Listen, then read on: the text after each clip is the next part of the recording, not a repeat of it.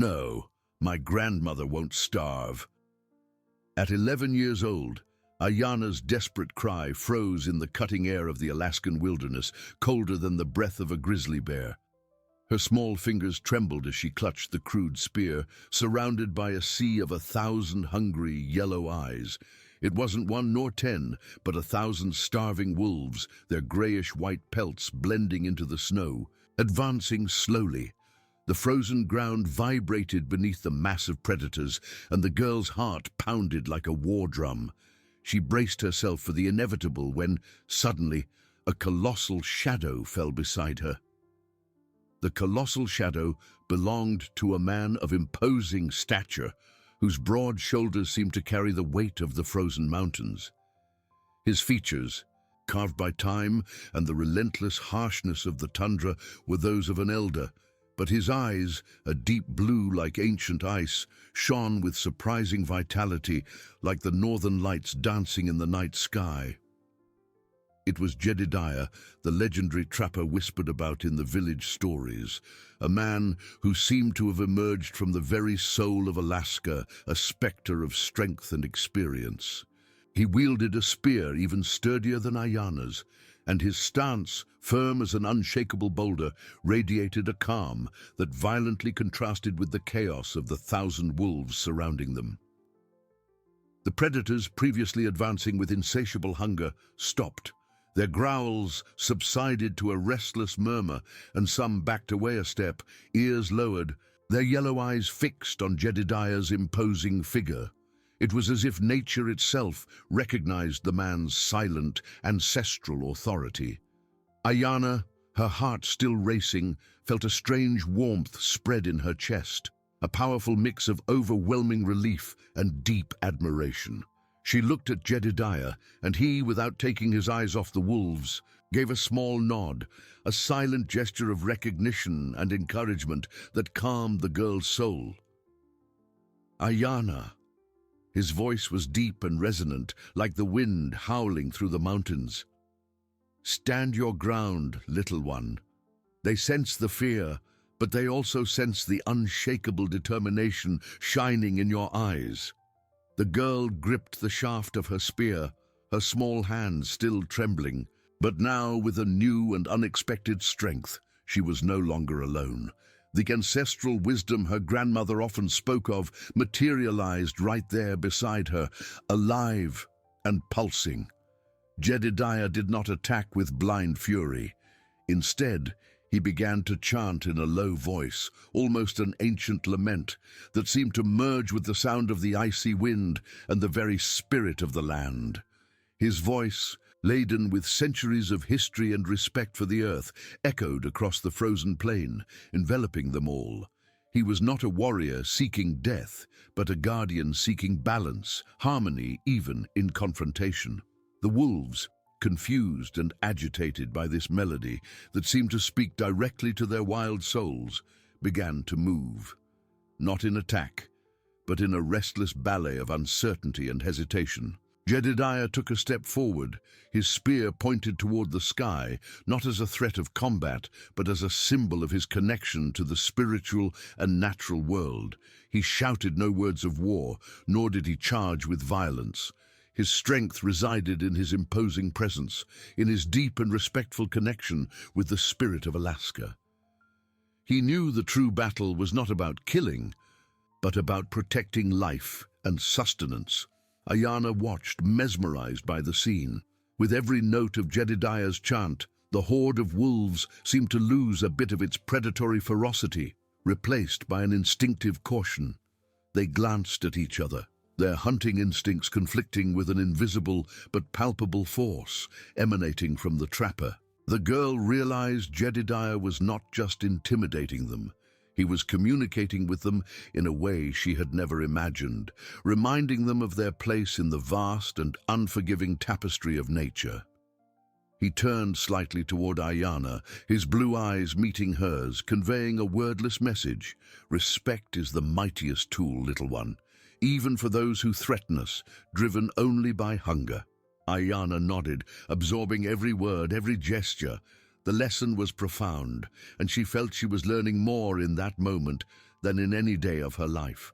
The cold seemed less penetrating, the fear less paralyzing. Jedediah's presence was a protective shield, but also a living school. The wolves, in an almost unified movement, began to retreat, slowly at first, then more quickly, their mottled forms dissolving into the shadows of the ice mist from whence they came. The silence that followed was deafening, broken only by the howling wind and Ayana's ragged breathing. The hunt, a small deer she had taken down with such effort, was safe. The danger had passed, but the memory of that encounter and the imposing figure of Jedediah would remain etched forever in her heart. She looked at the trapper, her eyes full of gratitude, relief, and a new understanding of the world and her own strength. Ayana felt her body slowly relax, like snow settling after a blizzard. The silence, once oppressive, now felt like a soft blanket enveloping her. She could still sense the echo of the growls and the wild scent of the wolves in the icy air, but the threat had dissipated, carried away by the wind and Jedediah's imposing presence. Her eyes, which had previously shone with terror, now radiated a light of pure admiration and deep relief. She gripped the spear with renewed force, but this time it was not for battle, but to anchor the new courage budding in her chest. Jedediah turned to her, and a gentle smile, which seemed to melt the ice on his weathered face, lit up his blue eyes. "You were very brave, Ayana," he said, his voice as soft as the murmur of a stream under the ice. "Few adults would have the courage to face such a pack, and you, a young girl, stood firm. Your determination is a fire that warms even the Alaskan wilderness." He extended a gloved hand and placed it gently on the girl's shoulder, a gesture of warmth and approval that made Ayana's heart swell with pride.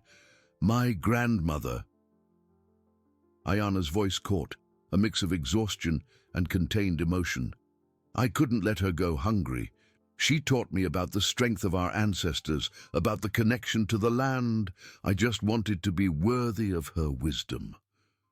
Warm tears, which she hadn't realized she was holding back, streamed down her cheeks, freezing into tiny pearls of ice. Jedediah nodded, his eyes fixed on hers, understanding the depth of that love and sacrifice. "Your grandmother would be proud, Ayana," Jedediah replied, removing his hand from her shoulder and pointing toward the downed deer. "You have not only honored her wisdom, but lived it. Now let's ensure this catch makes it back to the village. Your grandmother needs you, and the village needs the sustenance you, with your bravery, have secured."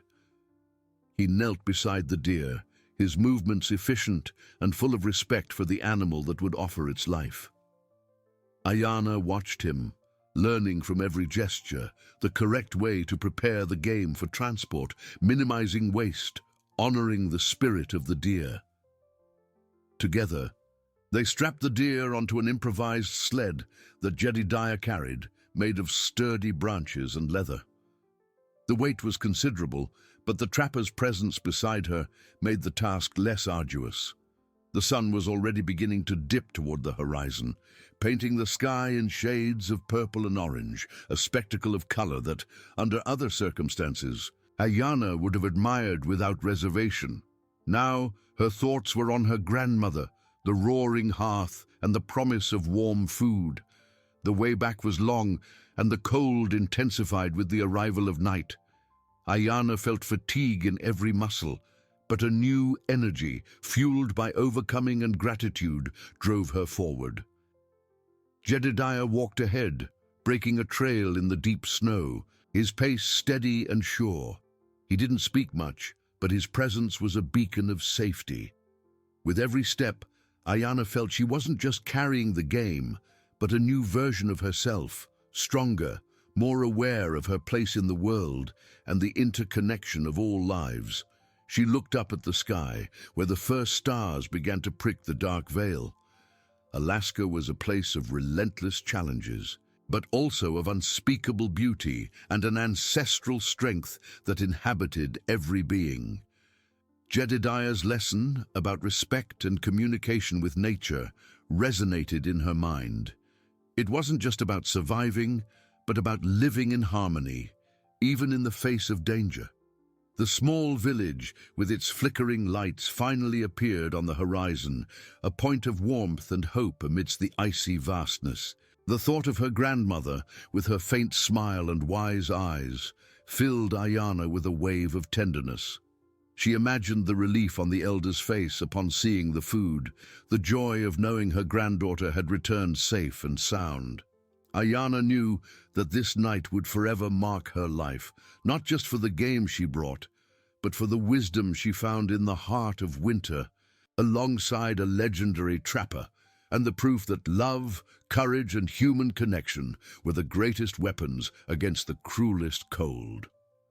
The flickering lights of the village grew sharper. Ayana felt a new kind of warmth spread in her chest. Not the heat of the fire, but that of hope. Every step in the snow felt lighter, propelled by the promise of safety and the reunion with her grandmother.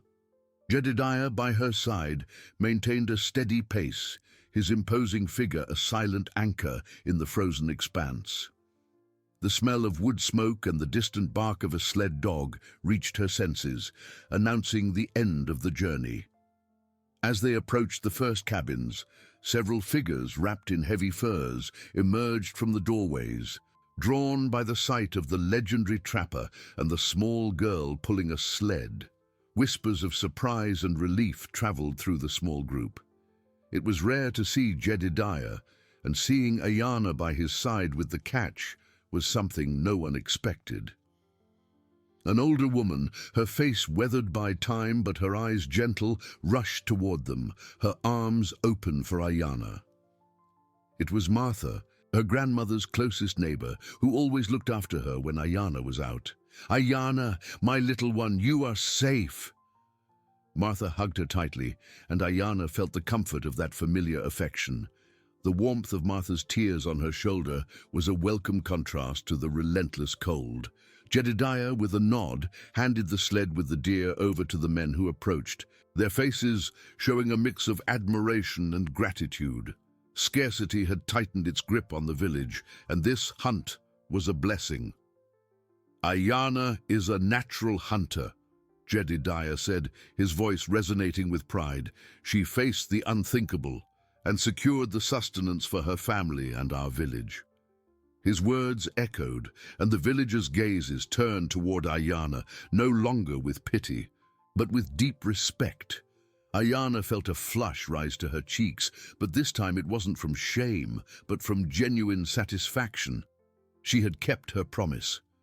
Her gaze sought her grandmother's cabin, and without waiting, she ran toward the door, her heart beating with anxious anticipation. The interior was warm and cozy, lit by the crackling fireplace. On the bed of furs, her grandmother lay, pale and fragile, but her eyes widened with unspeakable emotion upon seeing Ayana. "My little snow star," the grandmother whispered, her voice weak but loaded with love. She extended a trembling hand, and Ayana threw herself into her arms, breathing in the familiar scent of dried herbs and smoke. Tears came again, but now they were of pure joy and relief. "You came back. You are safe." I brought food, Grandma," Ayana said, her voice choked. "A big deer. Jedediah helped me." The grandmother smiled, a smile that lit up her entire wrinkled face. "I knew you could do it, my brave one. The spirit of our ancestors guides you, and Jedediah, he is a gift from Alaska."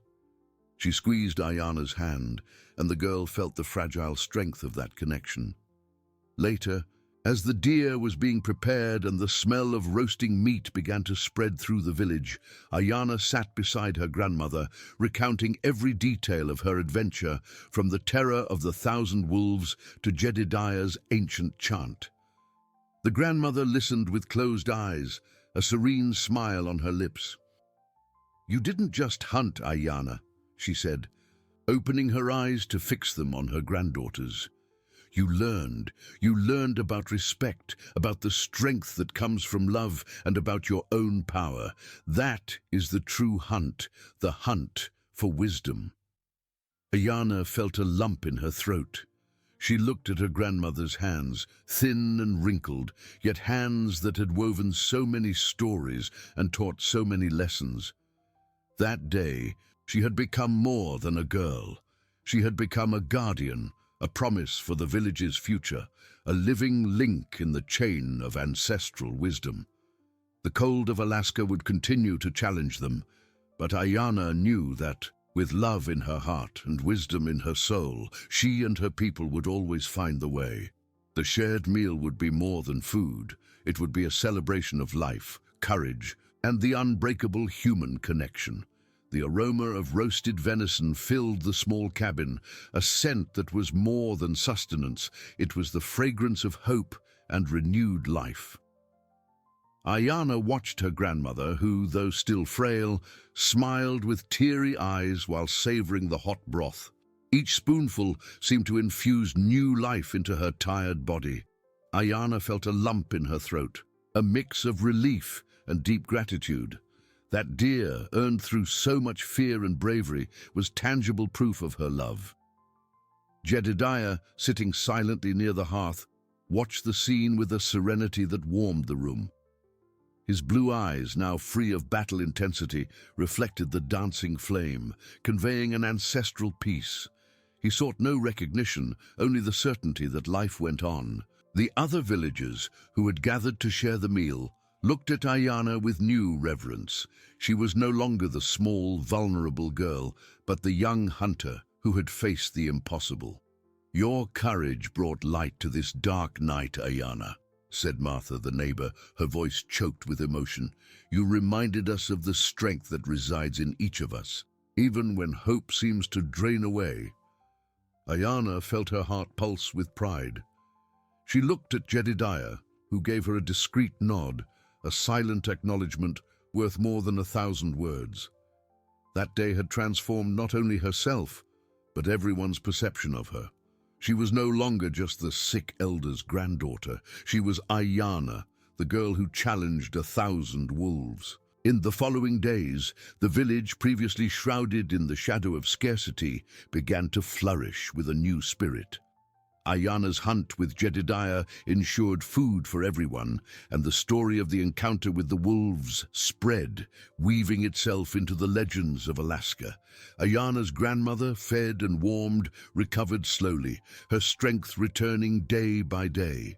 She spent hours telling Ayana ancient stories, emphasizing the importance of respecting nature and the interconnection of all beings. "What Jedediah did, my granddaughter," her grandmother explained, her wise eyes fixed on Ayana's, "was not just driving away predators. It was showing us that true strength lies not in violence, but in understanding and harmony." He spoke to the spirit of the wolves, reminding them of their place and ours. Ayana absorbed every word, feeling the depth of that teaching. She spent her mornings with Jedediah, learning to track, to read the signs in the snow, to understand the whispers of the wind. He taught her not just hunting techniques, but the philosophy behind them: patience, observation, respect for the life taken and the life preserved. Jedediah, the legendary trapper, had found in Ayana an eager pupil, a soul that grasped the essence of Alaska. One day, as they walked across the tundra, Jedediah stopped and pointed to a faint track in the snow. "See, Ayana, winter is cruel, but it is also a great teacher. It teaches us to see beyond the obvious, to hear what has no sound." Those wolves were not just enemies. They were part of the great cycle, driven by the same hunger that drives us. The difference is how we respond to that hunger. Ayana looked at the track, now understanding that the hunt was not just about the kill, but about the delicate dance between predator and prey, life and death, need and respect, all interconnected and serving a greater purpose. She felt a deeper connection to the land, to the animals, to Jedediah himself. The village, once a refuge, now felt like a single point on a vast tapestry of life. Ayana's grandmother, now stronger, began weaving a new parka for her granddaughter, using the furs of an older deer, a symbol of protection and honor. Every stitch was a link to the past, a promise for the future. Wearing the parka, Ayana felt the weight of responsibility, but also the lightness of hope. She knew her path was just beginning, and that Alaska, with its challenges and beauties, would shape her into something even greater. The legend of Ayana, the girl who faced 1,000 wolves, was only just beginning to be told, a testament to human resilience and the power of family love. The days that followed saw Ayana's name whispered with reverence in every cabin, and the villagers' eyes followed her with a mixture of admiration and affection. She was no longer just the girl who played in the snow, she was the brave heart that had brought hope back to the village. Ayana, in turn, felt the weight of this new perception. Though proud, there were times when the responsibility felt too great for her 11 years. She was still a child, wanting to laugh and run freely, but now she knew there was a greater purpose in her life. Jedediah noticed this subtle change. He watched her during their lessons, noting the seriousness in her eyes, the way she absorbed every teaching with an intensity beyond her years. "Ayana," he said one day, as they sharpened spears by the fire, "the real burden isn't the hunt, but the wisdom it brings us. And wisdom, like winter, can be cold and heavy, but it strengthens us." He paused, his blue eyes fixed on the flame.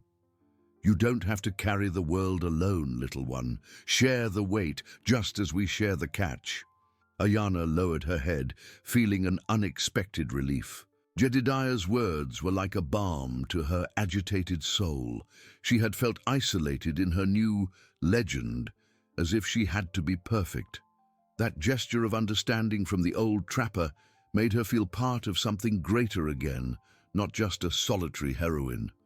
Her grandmother, now visibly stronger, sat by the fireplace, watching her granddaughter with a tender smile. The elder's recovery was a miracle the village attributed to Ayana's courage. Her eyes, once dulled by sickness, now shone with a renewed light, full of stories and wisdom she shared with Ayana every evening.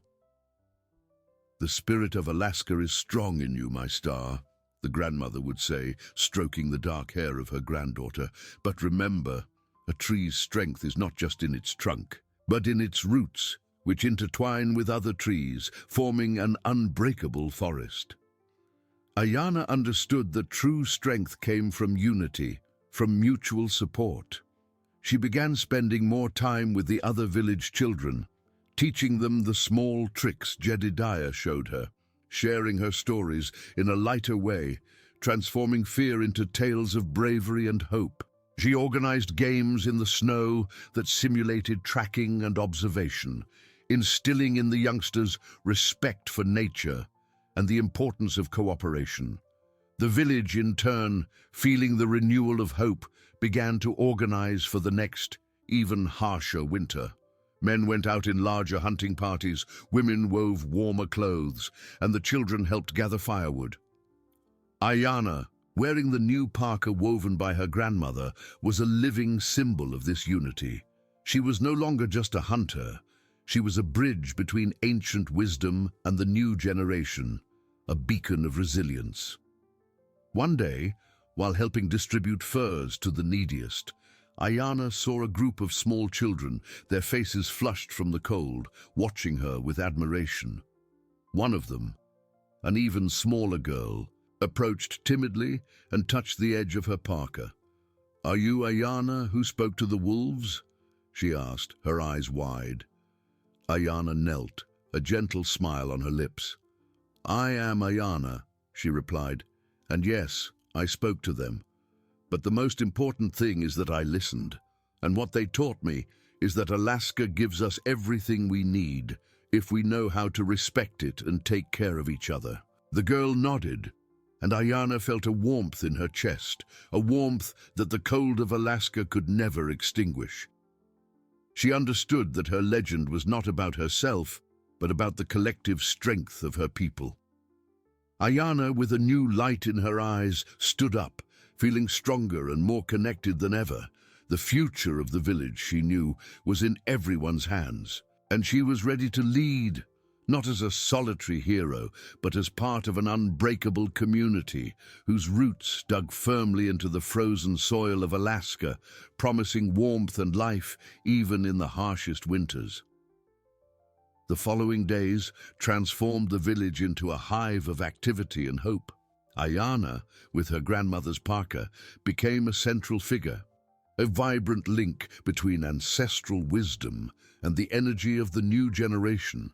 She helped with daily chores and guided children in educational games, teaching them snow tracking, the sounds of the wind, and respect for wildlife. With the lightness of play and the depth of Jedediah's rich teachings, her grandmother, now visibly stronger, watched her granddaughter with a serene smile, her eyes full of love. The elder's recovery was silent testimony to Ayana's resilience and the strength that family love could generate. The ancient stories, once told in a weak voice, now resonated clearly in the cabin, weaving the tapestry of Alaskan culture into the girl's eager mind. Jedediah continued as a silent mentor. He watched Ayana from afar, a glint of approval in his blue eyes whenever he saw her sharing knowledge. "True strength, Ayana," he said one day while mending a trap, "is not just what takes down a deer, but what nourishes a community. You have that strength in your heart." Ayana felt a warmth in her chest, the trapper's words echoing those of her grandmother. The village thrived. The hunting was abundant. The larders were fuller, and children's laughter filled the icy air, a sound once rare. Ayana felt part of something grand, an essential gear in the machine of collective survival. She believed they had overcome the worst, that unity and wisdom would protect them from any adversity. However, Alaska, in its relentless beauty, always held new surprises. One day, while Ayana and a group of children were playing near the frozen river, a strange sound broke the silence. It wasn't the howl of the wind, nor the familiar creak of the snow. It was a deep groan, almost a whisper, coming from the depths of the ice covering the river. The children stopped, their eyes wide with fear. Ayana, who had learned to listen to the sounds of nature with new attention, felt a shiver run down her spine. The sound repeated, stronger, accompanied by a subtle vibration she felt beneath her fur boots. She remembered her grandmother's stories about the crying ice spirit, an omen of dangerous changes. Jedediah, nearby inspecting traps, also heard it. His impassive face tightened with worry. He approached quickly, his heavy steps cracking the thin layer of snow. "Get back to the village, children, now!" His voice urgent, a tone Ayana had never heard before. The ice, for centuries a road and a source of life, now seemed a silent threat. Cracks, once invisible, began to manifest like thin silver webs beneath the surface, expanding with every groan of the river. The turning point had arrived, not as predators, but in nature itself, which had decided to test the village's resilience. Ayana felt fear return, but this time it wasn't paralyzing fear, but a call to action. She knew that Jedediah's wisdom and the unity of the village would once again be put to the test. The winter that had given them so much now demanded a new form of struggle.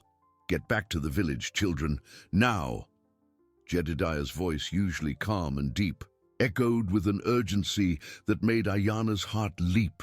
The children, paralyzed by the guttural sound of the ice, started running, their small, colorful coats blending with the white of the snow. Ayana, despite the fear squeezing her chest, grabbed the hand of the youngest girl, who was crying, and pulled her along. "Let's go, quick!" she shouted, feeling the vibration under her feet intensify. The river's groan was turning into a deep, muffled roar, and the thin silver webs beneath the surface of the ice were widening into dark, threatening fissures. Upon reaching the edge of the village, the alarm had already spread.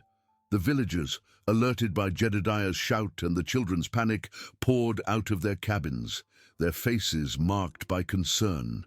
Martha, her grandmother's neighbor, ran to Ayana, hugging her tightly. "Thanks to the spirits, you are safe, little one," she exclaimed, her eyes fixed on the river, which now seemed alive, pulsing with an invisible force. Jedediah arrived right after, his blue eyes sweeping the expanse of the river with a cold, calculating intensity. He knelt, touching the ice with his gloved palm, feeling the tremor rising from the depths. "It's not just a crack," he said, his voice grave but audible to those nearby. "It is the river's heart moving. The underground thaw is stronger this year, and the current is hungry, eroding the ice from below." Ayana watched, fear still present, but mixed with an urgent curiosity. Jedediah's words brought to mind her grandmother's stories about the crying ice spirit, which not only announced danger, but demanded respect and action. She remembered the lesson that the forest's strength lay in the unity of its roots. It was not time to isolate in fear, but to connect with her people. Jedediah stood up, his imposing figure conveying a necessary calm amidst the growing panic. "We need to act fast. The cabins closest to the river must be evacuated. Boats and sleds must be moved to higher ground, and no one approaches the river." His orders were clear, and the villagers, though frightened, began to move with renewed purpose. Ayana saw the older men organizing the younger ones, the women packing essential supplies. Her grandmother, now stronger, appeared at the cabin door, pale-faced, but with her eyes fixed on Ayana. A faint but encouraging smile appeared on her lips. Ayana felt the responsibility, but also the strength coming from that look. She was no longer the girl who hunted alone. She was part of something bigger. "Jedediah," Ayana called, her voice firm despite the tremor in her hands. "How can we help? What can we do to protect the village?" The trapper turned to her, a glimmer of approval in his eyes. "Your courage is already a help, Ayana. Help the women gather the provisions. Keep the children away from danger. We need watchful eyes and steady hearts." Ayana nodded, feeling the weight of the task, but also the lightness of knowing she had an essential role. She ran to help Martha and the other women, her movements agile and determined. The sound of the ice cracking was now a constant, an unforgiving reminder of the fragility of their existence in Alaska, but also of the unbreakable resilience that lived in each of them. The river, once a friend, revealed its wildest face, and the village united, ready to face another test of their unwavering and collective strength. Ayana, with a lump in her throat, dove headfirst into the task. Her small, nimble fingers, accustomed to work, helped Martha pack the most precious goods: animal furs, dried herbs, and a few kitchen utensils. Every movement was loaded with urgency, but also a strange calm that came from the necessity to act. The sound of the cracking ice, a deep and continuous lament, was a constant drum accelerating everyone's heart rate. The children, some with silent tears streaming down their cold-flushed faces, others with eyes wide with terror, were gently guided to the cabins farthest from the riverbank. Ayana, with a smile that barely disguised her own apprehension, took the hands of the youngest ones, whispering words of courage. She tried to absorb herself. "It's all right, my little ones," she said, her voice soft but firm. "We are all together, and together we are strong." Jedediah, with his imposing figure and deep voice, coordinated the men. His blue eyes, once focused on the hunt, now swept the expanse of the river with a cold, calculating intensity, searching for patterns in the cracks, trying to predict the next move of the relentless nature. He felt the urgency in the air, the smell of fear mixed with the icy breath of winter, but his expression remained unshakable, a pillar of strength for the community. Sleds were loaded with heavy supplies, furs and tools, moving quickly over the snow. Everyone was aware that every second counted. Decades of experience in Alaska had taught Jedediah that amidst chaos, organization was the only hope. Ayana's grandmother, seated in a corner of the cabin, watched her granddaughter with an expression mixing pride and deep concern. She could not help physically, but her presence was a beacon of calm, a reminder of the ancestral wisdom that had always guided them. Her lips moved in silent prayers to the spirits of the ice, asking for clemency and protection. Her wrinkled hands, which had woven so many stories and healed so many wounds, were now clasped, transmitting an invisible strength to her granddaughter.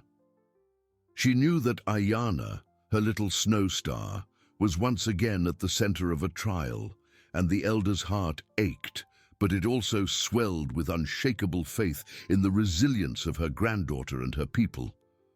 Ayana, passing by her grandmother with a load of furs, touched her wrinkled hand. The contact brought a wave of strength, a silent reminder that she was not alone. She saw the fear in the villagers' eyes, but also the determination. No one complained. Everyone worked in silence, an orchestra of coordinated movements driven by necessity. The young carried burdens, the elders gave instructions. The women prepared quick meals for the evacuation, while the children helped gather the simplest toys. The village, once a collection of isolated cabins, transformed into a single pulsating organism, united against the invisible threat rising from the frozen depths of the river. The sun began to set, coloring the sky in shades of purple and orange, a spectacle of cruel beauty over the frozen landscape. The temperature dropped further, and the wind, once a whisper, now howled, carrying snowflakes that stung their faces, intensifying the cold that penetrated to the bone. The river, under the dark cloak of approaching night, seemed even more menacing, its cracks deepening and the sound of the ice breaking becoming sharper, louder, as if the earth itself were groaning in pain. The air was heavy with tension. Every breath was a small cloud of vapor in the icy atmosphere. Jedediah, with a firm and decisive gesture, indicated that it was time to pause the evacuation for now, so everyone could shelter in the safer cabins, far from the riverbank. "Darkness deceives us," he said, his voice cutting through the wind with authority. "We will continue at dawn, for now we need warmth and rest. The night is danger's ally." Ayana, exhausted but with a new sense of purpose burning in her chest, helped light the fires in the safer cabins, feeling the comforting heat. She looked toward the river, which now looked like a sleeping monster under the darkness, but one that could awaken in fury at any moment. The night would be long, and the fight for the village's survival was only beginning. A challenge that would demand all her courage and the unbreakable unity of her people rooted in the strength of Alaska. Inside one of the cabins farthest from the bank, the warmth of the fire crackled, waging a constant battle against the merciless cold that seeped through every crack in the wood.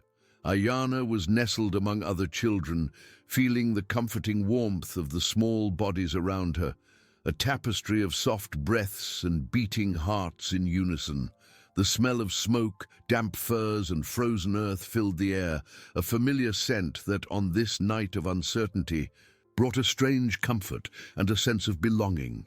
She heard the muffled whispers of the adults, the silent prayers of her grandmother, who sat near the fire, her wrinkled hands clasped, her eyes closed, an image of unshakable faith.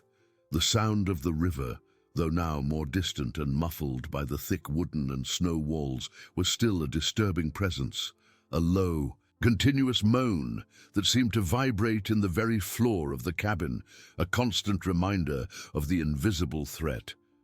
Ayana squeezed her eyes shut, but the images of the thin silver webs widening into dark cracks beneath the ice persisted in her mind, a frozen nightmare refusing to leave. The fear, which she had learned to control and transform into courage during the wolf hunt, was different now, more insidious.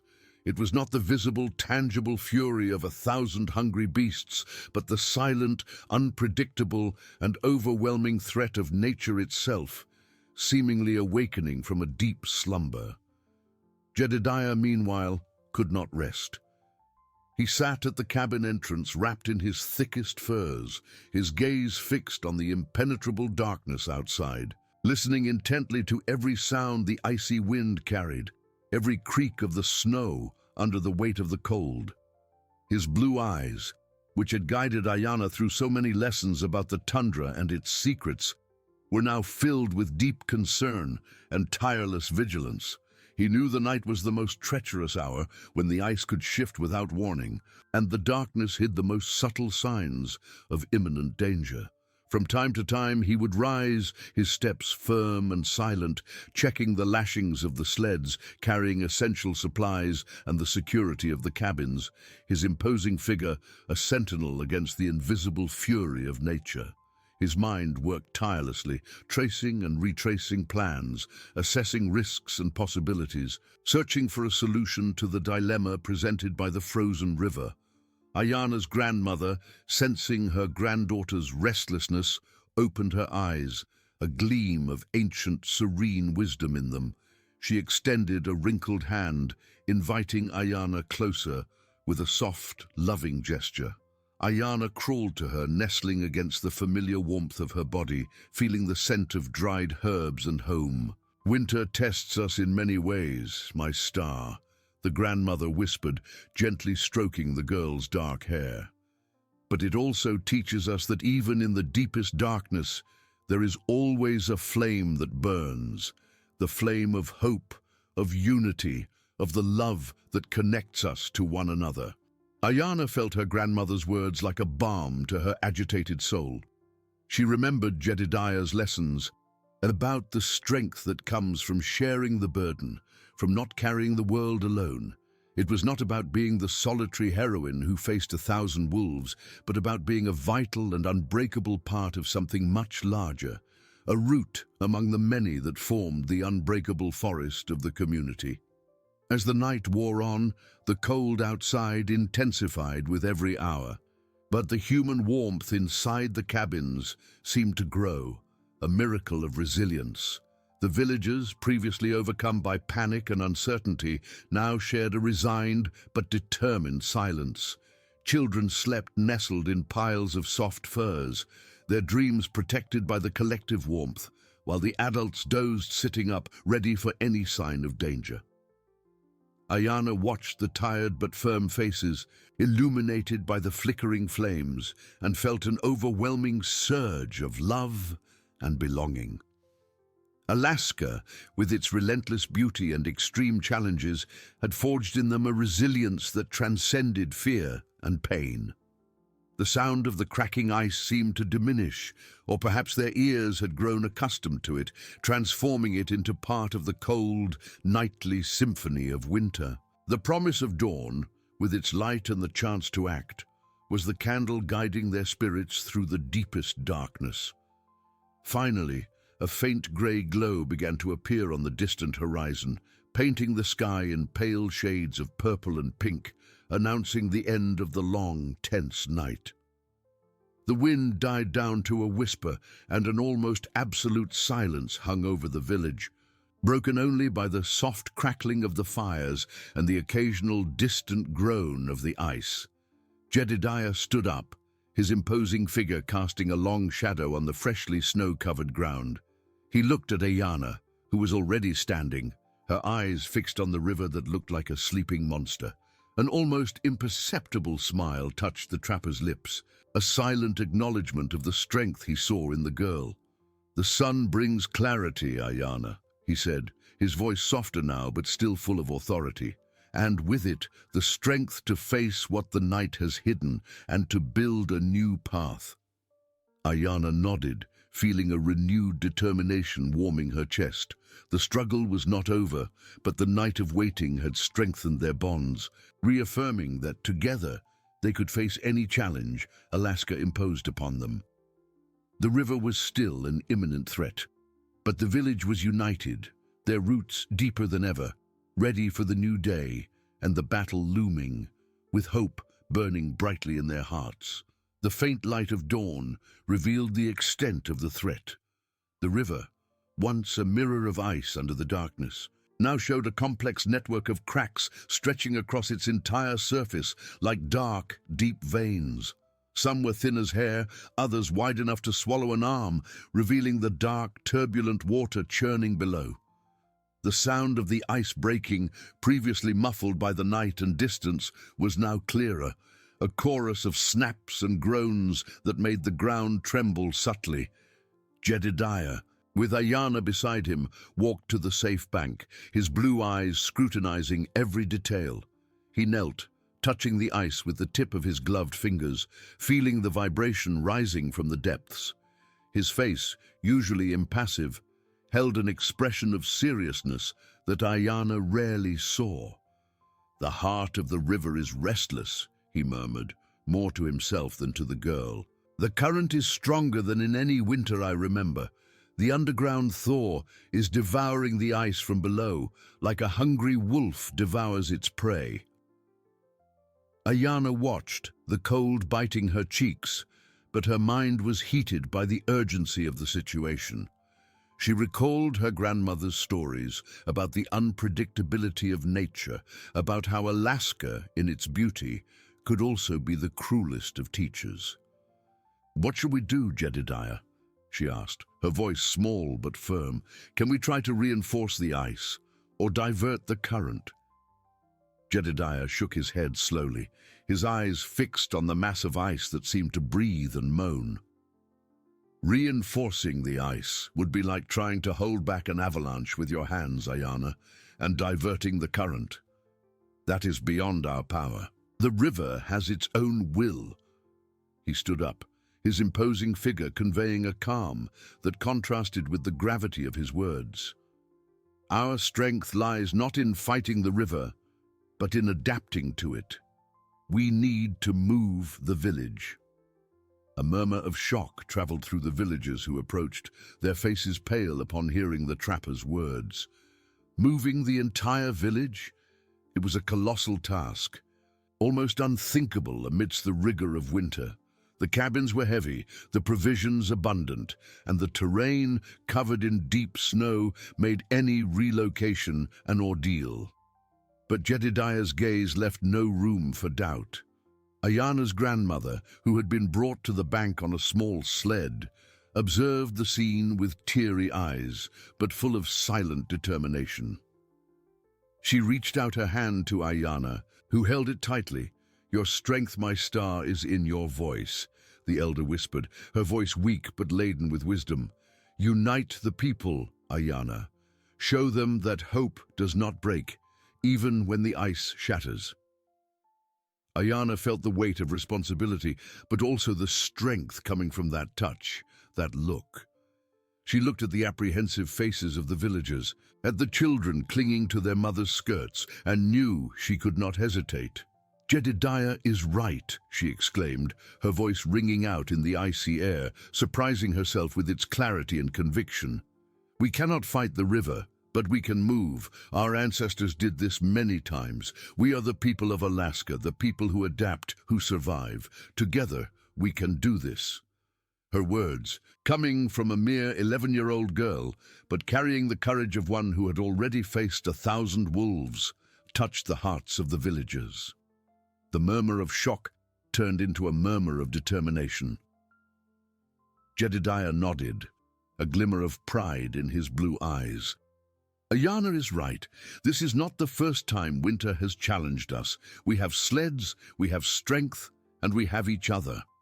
We will move the cabins one by one to the higher ground, beyond the river's reach. We will start with the lightest ones and the essential supplies." The task was monumental, but the village's unity, forged in merciless winters and overcome challenges, was their greatest tool. The men began inspecting the cabins, assessing how they could be disassembled and transported. The women organized belongings, prioritizing what was most vital. Ayana, with her grandmother by her side, felt the energy of the community pulsing, a collective force promising to overcome even the river's fury.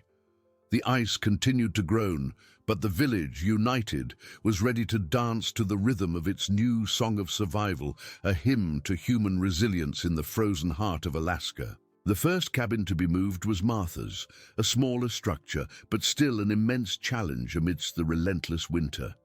The men, under Jedediah's precise coordination, began to untie the lashings of leather and rope that held it to the frozen ground.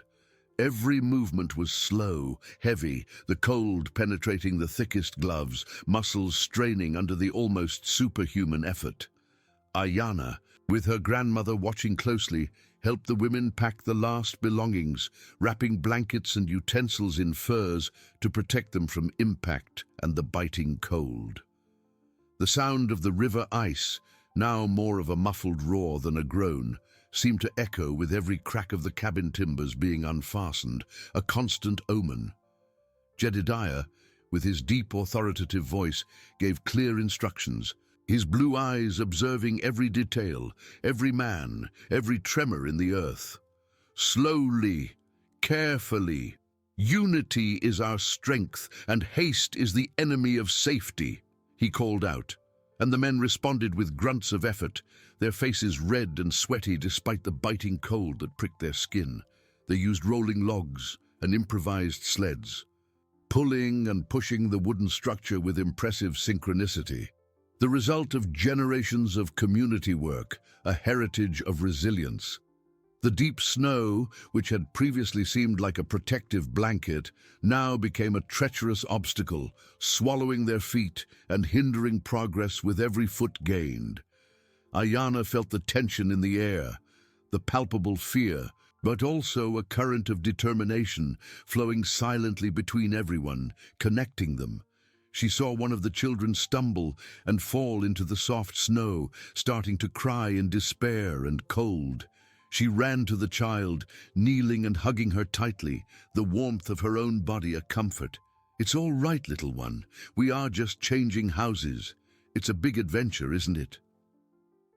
The girl, eyes full of tears, nodded timidly, and Ayana helped her up, guiding her toward her grandmother. The elder, with a faint but loving smile, reached out her hand and stroked the child's face, a gesture of comfort that calmed everyone around, a reminder of the tenderness that persisted. As the first cabin began to move, dragging itself slowly across the snow, a different, sharper, and more alarming sound erupted from the river. It wasn't the familiar snap, but a tearing sound, as if a giant fabric were being brutally shredded. Everyone stopped, their eyes wide, fixed on the river. A new and immense crack, wider and deeper than all the previous ones, appeared in the middle of the frozen surface, rapidly extending toward the bank like a dark lightning bolt in the pristine snow. The dark, almost black water bubbled and boiled underneath, and steam rose in ghostly columns in the icy air, a breath of death. A scream of terror escaped one of the villagers, a raw sound that echoed in the tense silence. Panic threatened to spread like wildfire across the dry tundra. Martha's cabin, which was being moved, stopped abruptly, the men frozen by fear and uncertainty. Jedediah, however, did not hesitate. "Don't stop!" he roared, his voice cutting through the icy air with renewed and unshakable urgency. "Faster! The river is testing us, yes, but it will not defeat us. Use the ropes. Pull with all the strength you have for the village, for life." Ayana, seeing the terror in the adult's eyes, felt her heart pound, a frantic drum in her chest, but Jedediah's words and the firm, loving gaze of her grandmother anchored her. She knew this was the crucial moment, the turning point, where hope might break into 1,000 pieces or strengthen into an unbreakable bond. She ran to help pull one of the ropes attached to the cabin, her small muscles straining with all her will, the memory of the wolves she had faced alone driving her. Other women and even some older children followed her example, grasping the ropes, their faces etched with the fierce determination of those fighting for life. The cabin, with a groan of wood that sounded like a lament, began to move again, Inch by inch, dragging itself away from the treacherous bank. The river's sound intensified, but the chorus of the villagers' effort, their shouts of mutual encouragement, and the creak of the ropes began to drown out the threatening sound of nature. Ayana felt her hands burning. The cold and the exertion mixed into a pain she ignored, focused only on the goal. With every step, every pull, she saw the face of her grandmother, the glint in Jedediah's eyes, and the image of the wolves she had faced alone. But now they were many, and each of them was an unbreakable force. The climax was underway, the battle against the river and against fear itself, a desperate dance for life and the unshakable unity of her people. Martha's cabin, propelled by the combined strength of dozens of hands and hearts, began to gain ground. The tear in the river ice, which had seemed like a fatal wound on the landscape, continued to widen, but the distance between it and the moving structure increased with every effort. Ayana, with muscles burning and breath coming in gasps, felt the biting cold in her hands. But the physical pain was muted by the urgency and the sight of the determined faces around her. She pulled the rope with silent ferocity, her eyes fixed on the higher ground where safety awaited them. Jedediah, with his voice that seemed to cut through the wind and fear, continued to guide, his gestures firm and encouraging. He saw the exhaustion in his people's eyes, but also the inextinguishable flame of resilience. The women, men, and even the older children worked at a frantic pace, a desperate dance against nature's fury. The sound of the river ice, though still present, seemed to lessen, not because it was quieter, but because the collective roar of human effort overpowered it. Finally, with one last, monumental pull, Martha's cabin slid over the last layer of treacherous snow, reaching the firm, elevated ground. A collective sigh of relief and a wave of faint but emotional applause echoed in the icy air. Ayana released the rope, her hands shaking, and looked back. The river, with its cracks that looked like hungry mouths, was now at a safe distance, its threat still visible, but no longer imminent for that first house. Ayana's grandmother, who had been moved to the safe ground on a small sled, opened her eyes and smiled. A smile that illuminated her wrinkled face. She reached out her hand to Ayana, who ran to hug her, feeling the comforting warmth of her body. "You united them, my star," the elder whispered, stroking her granddaughter's hair. "You showed them that hope is stronger than ice." Ayana felt a surge of pride and gratitude. It was not a solitary pride, but a shared one, born from the unity of her people. The task was still immense. Many other cabins and supplies needed moving, but the first victory had ignited a new spark of hope in every heart. Jedediah, with a glint in his eyes, approached. "The first battle is won. Ayana, now the rest will follow with the same strength and unity." He looked at the villagers, who were already preparing for the next cabin, their faces tired but now marked by renewed determination. Fear had not completely vanished, but it had been replaced by collective courage, an unshakable sense of purpose. The following days were characterized by hard, uninterrupted work. One by one, the cabins were disassembled and transported, piece by piece of ice and wood, to the new, safe location. The children helped carry the lighter belongings. The elders offered wise counsel and ancient songs, keeping everyone's spirits high. Jedediah, with his unwavering strength and calm but firm voice, was the pillar supporting everyone.